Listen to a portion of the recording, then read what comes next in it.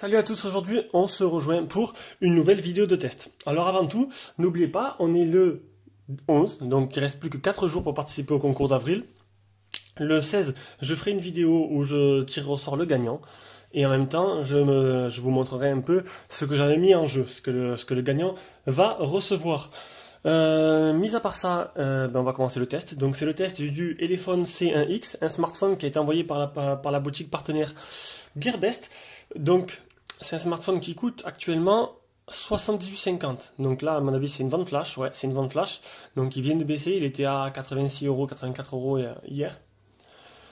Donc voilà, donc on va commencer directement par les caractéristiques. Les caractéristiques, on a à faire un écran 5.5 en 2,5D, résolution 720p, un processeur 6737 quad-core cadencé 1 Go 3, Android 6.0 pour le logiciel, 2 Go de RAM, 16 Go de ROM, un pack photo arrière avant de 5 mégapixels, arrière de 8, interpolé en 13 avec flash et autofocus, Bluetooth 4.0, bon ça les sensors on les verra tout à l'heure, le capteur d'empreinte, dual SIM, une nano SIM plus une micro SIM, on verra aussi tout à l'heure, 2G, 3G, 4G, et la 4G à toute bande sauf la 700. Pour la carte, c'est une carte SD jusqu'à 64 Go. Il manque plus que la batterie, elle est donnée pour 2500 mAh. Donc voilà pour les caractéristiques, on passe directement au design. Le design de l'appareil, c'est un modèle qui existe en noir et en rouge. On a devant un grand écran en 5,5. En 2,5D, ça veut dire qu'il est un peu arrondi sur les bords ici. C'est pas très flagrant, mais bon, ça fait un petit effet assez sympa. Le haut-parleur de tête, le capteur de proximité, l'appareil photo frontal, il n'y a pas de LED de notification. En bas, les boutons, ils sont pas sur l'écran, ils sont juste en bas de l'écran. Donc on peut voir, c'est juste des petits points en fait. Hop. Voilà, c'est des petits points comme ça, c'est pas rétroéclairé. En dessous, on a le haut-parleur qui se trouve là, au moins on n'a pas de problème. Vu que c'est une couleur noire, c'est un peu difficile à filmer. Sur le côté, on a... On va essayer de faire une mise au point pour essayer de voir un peu mieux. J'arrive pas. Là. Donc sur le côté, on a le bouton Power, le bouton Volume plus moins. Et là, c'est un bouton qu'on peut mettre un peu ce qu'on veut. Donc moi, je l'ai paramétré sur le bouton Volume. Pour baisser, enlever le volume ou mettre sur vibration. Ça permet de mettre les trois en plusieurs fois, quoi.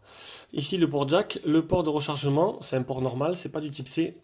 Et là, on a le petit... Faut plus je prenne le téléphone noir, c'est sûr que c'est beau, mais... Et là, on a le port SIM. Le port SIM qu'on va d'ailleurs ouvrir, sauf qu'on ne peut pas l'ouvrir avec un trombone générique, il faut l'ouvrir avec le trombone fourni avec, que je vais aller chercher. J'ai récupéré le trombone fourni avec, donc il est un peu plus épais en fait, plus gros que l'autre. Voilà, il faut bien choper le petit levier dedans. Donc à l'intérieur, on a ma carte SIM. Alors... la carte SD qui se met là, une micro SIM et une nano SIM. Voilà, donc ici. Donc c'est ou l'un ou l'autre.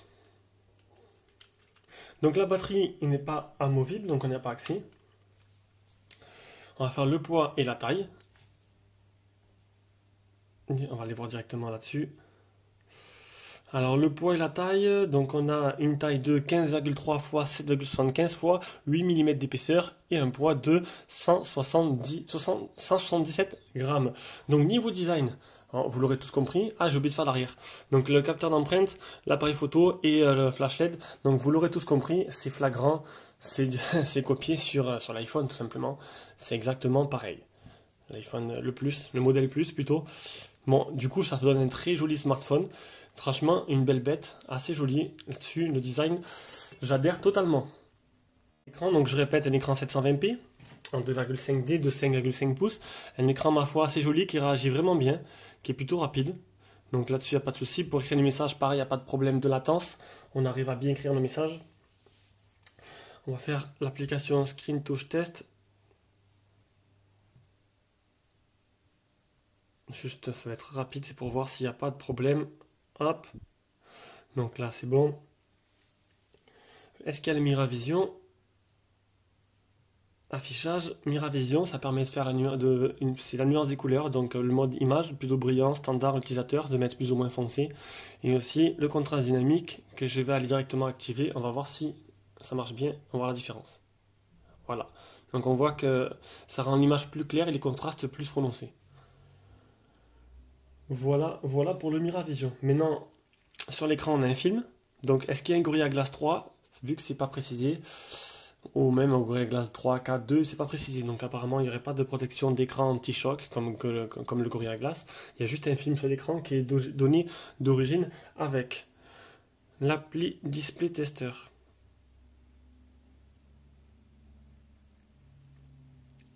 Les pixels morts, les fuites de lumière. On va voir les nuances des couleurs. Pas de fuite de lumière, un bel écran, assez joli, assez lumineux.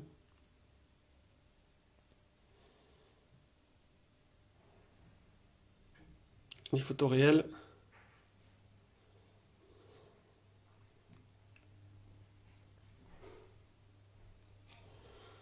Un écran agréable, vous l'aurez compris, qui fait bien son travail. Et on va finir par le nombre de doigts. Et là, j'ai fait une capture d'écran tout directement. Donc voilà, c'est un D-Touch, ce qui est plutôt sympa. Donc voilà, l'écran c'est fini, on passe à la partie logiciel. Partie logiciel, on a affaire à Google No Launcher. Donc Elephone, j'avais entendu dire qu'ils étaient en train de faire leur surcouche. Mais bon, elle n'y est pas dessus. Donc c'est Google No Launcher tout simple. Sans aucune fioriture, rien du tout. La version Android, c'est pas là. Donc la version Android, on a affaire à du 6.0. La mise à jour, elle date du 6 mars 2017. On va voir s'il y a une mise à jour d'ici là. Je ne sais pas s'il y aura une mise à jour qui est prévue vers Nougat. C'est très probable. C'est pas non plus un téléphone low cost. Niveau fluidité, ben, c'est parfait. Ça tourne nickel. Il n'y a pas de ralentissement, il n'y a rien. Les options de la ROM. Alors, les options de la ROM, on a quoi? Le Smart Key. Le Smart Key, c'est le petit bouton qui est ici, qui permet de le paramétrer, donc ou pour réveiller l'écran, ou pour éteindre l'écran. Donc, au Snapshot Will Screen Off. Ça, je sais pas trop à quoi ça sert. Je suis bilingue, mais pas à 100%. Donc, on peut éteindre l'écran, on peut nettoyer la mémoire, on peut changer le mode son, donc je vais vous montrer de suite. Donc, moi, j'ai mis changer le mode son, donc quand on appuie, ça passe de vibreur en normal à couper le son à vibreur. Donc, si je mets nettoyer la mémoire, hop, on clique là, tac. Donc, c'est plutôt ingénieux, c'est plutôt sympa, je trouvais ça plutôt sympa, moi. Après, ça, c'est pour éteindre l'écran. Et pour démarrer une application. Et l'écran éteint, ça ou ça allume l'écran, ou ça... Ça pas ce que ça veut dire. On va essayer de suite. Press Snapshot. Ah voilà, c'est pour ouvrir directement l'appareil photo. Donc c'est plutôt sympa. C'est un petit plus. Je pense que ce bouton-là, il pourrait être un bouton multifonction. Il est sur quelques téléphones, mais il n'est pas assez répandu. Je le verrais bien, moi, généralisé sur tous les téléphones.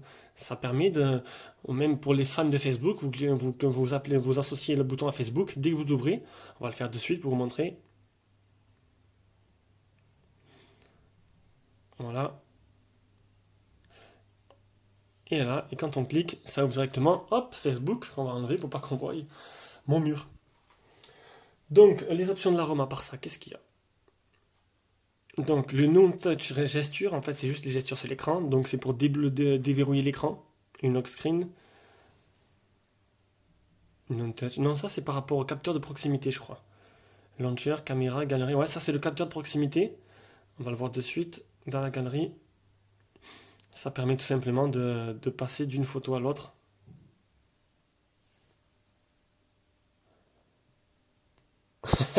Ça n'a pas l'air de marcher vraiment.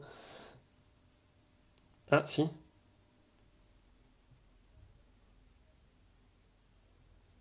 Ah non, ça fait rien du tout. Je sais pas. Ah, voilà. Bon, c'est vraiment pas très réactif, hein. Bon, écoutez. Bizarre le truc, hein. Je sais pas comment ça marche. Ça marche une fois sur deux. Bah écoutez, maintenant on va quitter ça. On va l'enlever. C'est vraiment pas très pratique. Pratique. S'il y en a qui l'ont le téléphone, ils pourront m'aider un peu plus là-dessus. Donc les trois doigts pour faire les captures d'écran, donc c'est pas compliqué. Tac, ça fait une capture. Ça c'est plutôt aussi un truc sympa. Et je pense que c'est tout. Et c'est plutôt pas mal déjà. C'est assez complet. Et c'est parfait. Donc maintenant on va faire... Ah, il nous reste pas mal en fait. Il nous reste déjà le capteur d'empreinte. Donc le capteur d'empreinte... Bon, pour être tout à fait honnête, vous avez vu le déballage. Dans le déballage, il marchait pas trop mal. Et mais par là... Voilà. En fait, avec la coque, Avec la coque en silicone, ben, il avait du mal en fait. J'avais du mal à le réveiller. Donc c'est un capteur d'empreinte qui marche bien. Voilà.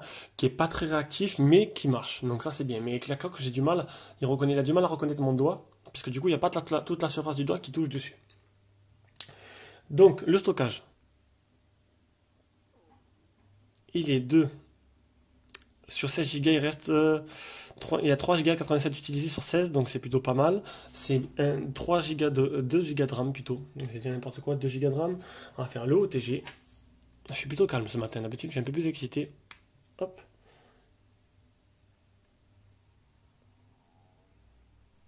Il n'a pas l'air d'être OTG. Non, il n'est pas OTG. Donc voilà, donc il ne fera pas OTG. Allez, l'anti-malware. La ROM, elle est propre. Il n'y a pas de malware.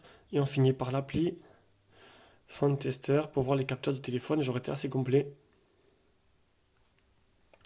L'accéléromètre, le capteur de lumière et le capteur de proximité. C'est tout. Pas de boussole, rien. C'est vraiment le strict minimum. Allez, donc niveau logiciel, ben, c'est plutôt Android stock, ceux-là qui aiment bien, avec une petite surcouche, le capteur d'empreinte. Je pense que pour ce prix-là, ben voilà, il n'y a pas à dire quoi. Les Chinois, ils font vraiment très fort. Allez, on continue. Partie performance. On va voir d'abord les benchmarks. Donc, Antutu 28136. C'est du bas de gamme. Enfin, c'est bas de gamme. Oui, voilà. Maintenant, les bas de gamme, ils font 28. C'est des quad-core comme ça. 28000. Après, ça suffit largement. Avec 2 Go de RAM, si c'est bien optimisé, ça tourne très bien. 941 Geekbench. 533 1473.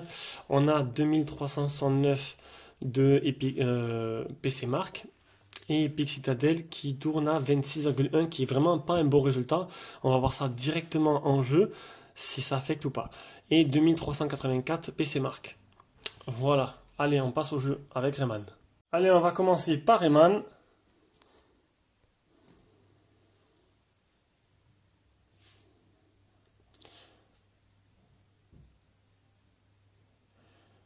Ça a l'air de plutôt bien tourner pour l'instant.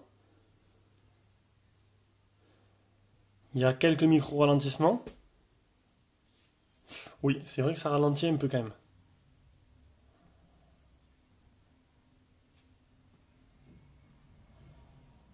C'est bien dommage.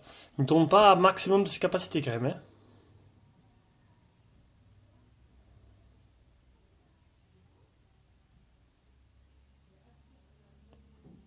Ouais, bon, voilà, vous l'aurez compris. Il saccade un peu. On va passer directement à D-Trigger 2. D-Trigger 2, FPS. Donc, il tourne en performance maximale.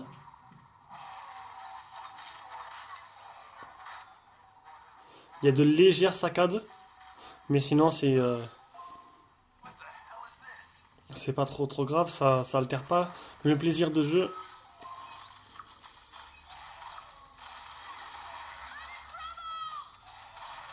Nickel.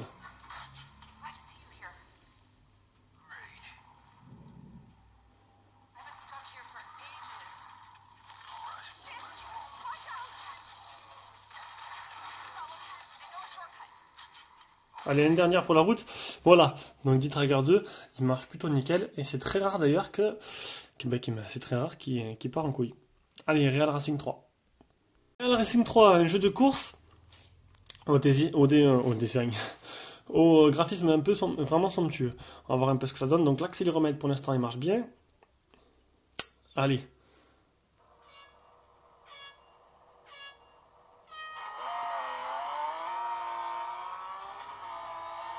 Donc ça réagit plutôt bien.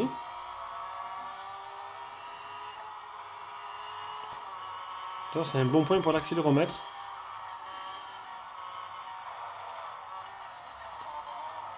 Ça n'a pas l'air de vraiment saccader quand il y a beaucoup de voitures.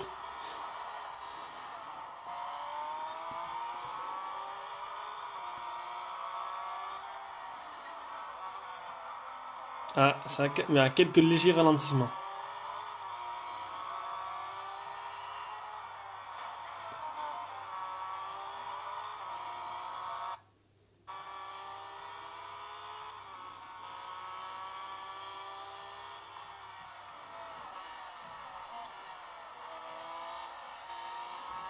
Non, donc un jeu qui tourne plutôt pas mal.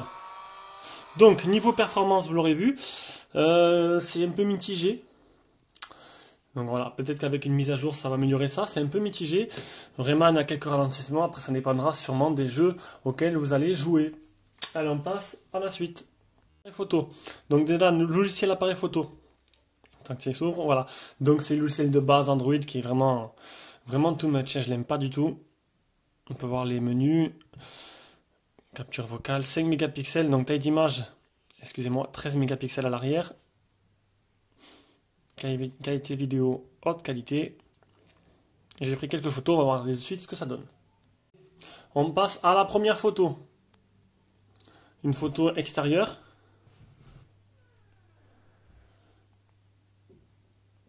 Ouais, faut pas trop zoomer, hein.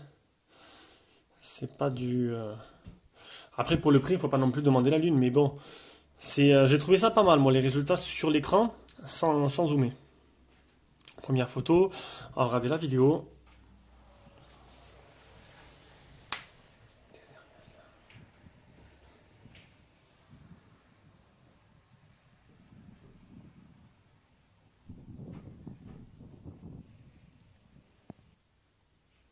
C'était plutôt correct.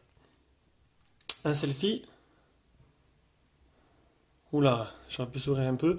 Donc, le selfie, ça fait un effet un peu peintre en zoomant. L'image, c'est bizarre. Regardez, dès que je commençais... Donc là, ça va. Et dès que je commence à grossir, on voit pas mal les détails et c'est pas très très joli.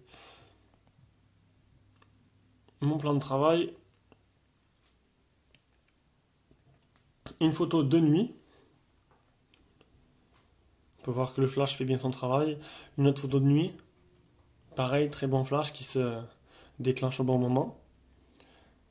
Ça c'était pas prévu, ça là. Voilà, une photo en gros plan. J'ai réussi à choper l'abeille en extérieur, en plein soleil.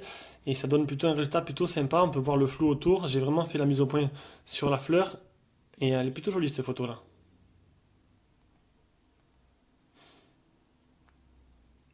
Pareil, photo extérieure, dès lors qu'il y a pas mal de luminosité, ça marche plutôt bien. Et ça, c'est les photos du déballage. Donc voilà, en pleine luminosité, ça fait de très belles photos, plutôt correctes.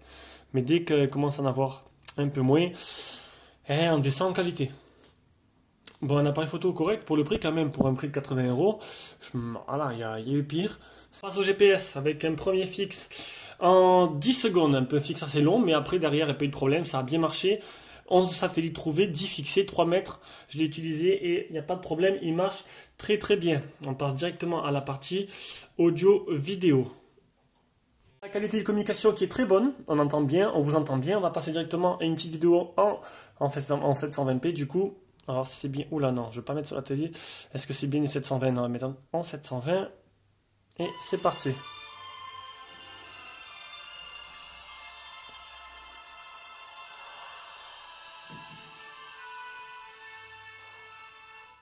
On va enlever un peu le son pour pas avoir de problème, histoire de pouvoir monétiser la vidéo. Donc une image, franchement un écran vraiment magnifique, il n'y a pas photo. Et les phones, ils ont fait du beau boulot là-dessus. On va directement tester le son et le port jack. On va commencer par le son.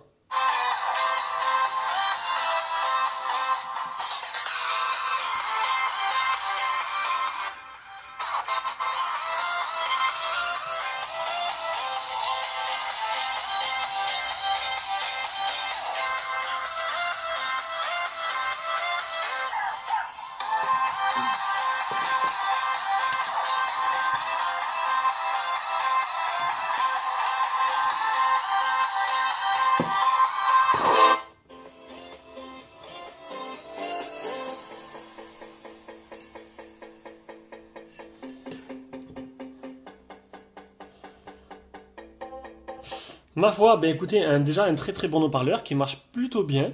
Le son il est assez puissant, c'est plutôt sympa que ce qu'ils ont mis dedans. Et au niveau du port jack, il n'y a pas de grésillement. Il marche plutôt bien aussi. Allez, on continue, on finit. Donc la qualité réseau. Donc on est sur de 4/4, on est à fond au niveau de la Wi-Fi. Et ça c'est plutôt bien, c'est très rare. Niveau bande, 2G, 3G, 4G, toute bande française sauf la 700. Je le rappelle, la 700 utilisée par Free et très peu utilisée sur la com Free. C'est dans les grandes villes qu'il y a la 700. Il y a très peu de téléphones chinois qui font la 700. Il y a le TV, le 2 Max que j'ai toujours envie de prendre, que j'ai toujours pas pris d'ailleurs. Alors je le ferai un jour, c'est sûr. Et voilà. Donc pour l'autonomie. Donc là, c'est une batterie qui est donnée pour 2500 mAh. Je l'ai mesuré à, on l'a vu tout à l'heure, 2536, ce qui est plutôt bien, il marche plutôt bien cet ampèremètre. Donc c'est correct, ça correspond à ce que Elephone a annoncé. Après, mes tests d'autonomie que j'ai fait un peu plus poussés, vous mettrez, donc là regardez, il était à 50%, il restait 1h30 pour le charger à 100%, vous mettrez 3 heures pour le charger entièrement. On va s'approcher un peu. Donc vous mettrez 3 heures pour le charger entièrement et il tourne environ à, niveau de l'ampèremètre, l'ampérage, il tourne à 970 ampères. Donc il n'y a pas de charge rapide, c'est la charge normale. Donc vous mettrez 3 heures de 0 à 100%. Et l'utilise donc PC marque avant 5h50, plutôt correct. Et en utilisation sur la journée, une journée 75% 4 heures, 3 heures l'écran allumé, 23 minutes d'appel. Donc voilà, une journée assez complète et pourtant il a bien tenu la cadence. Et voici le graphique pour en finir avec ce test assez complet sur l'autonomie.